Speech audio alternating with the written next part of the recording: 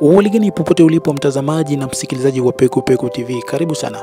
Mimi ni Manuel, ukipenda bwana Peku Peku mwenyewe. Makala haya ni yatia akilini. Karibu. Mwezi wa Agosti 1 mwaka 1982, Kenya ilikumbwa na jaribio la mapinduzi ya kijeshi dhidi ya utawala wa Rais Daniel Arap Moi. Mapinduzi haya yalipangwa na askari wa vyeo vya chini wa jeshi la wanahewa la Kenya Air Force, wakiongozwa na Koplo Mkuu Ezekiel Ochuka pamoja na mshirika wake wa karibu Sajenti Oteyo Okomo. Jaribio hilo halikuratibiwa vizuri, kwani lilidumu kwa muda mfupi mno. Ndani ya masaa machache jeshi la nchi kavu, kikosi cha GSU na vyombo vingine vya usalama walidhibiti. Askari wengi waliokuwa wamehusika walikamatwa au kuuawa, huku wengine wakifanikiwa kutoroka.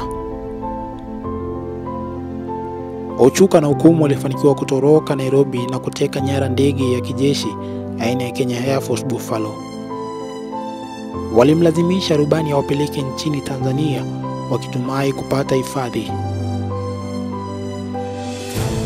Mwanzoni walipokelewa Tanzania, lakini kutokana na shinikizo la kidiplomasia kutoka Kenya na uhusiano mgumu wa kidiplomasia, hali ikabadilika.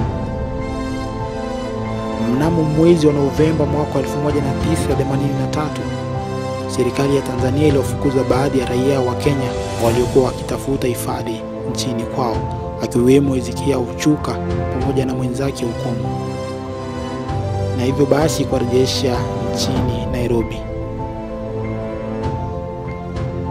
Baadaye walifanywa kesi ya kijeshi, yani kwa Kiingereza court martial, wakapatikana na hatia ya uhaini na kuhukumiwa kunyongwa. Mwaka wa 1987, Ochuka na Okomo walinyongwa katika gereza la Kamiti Maximum. Hadi hivi sasa wao ndio watu wa mwisho kunyongwa nchini Kenya. Kwaheri.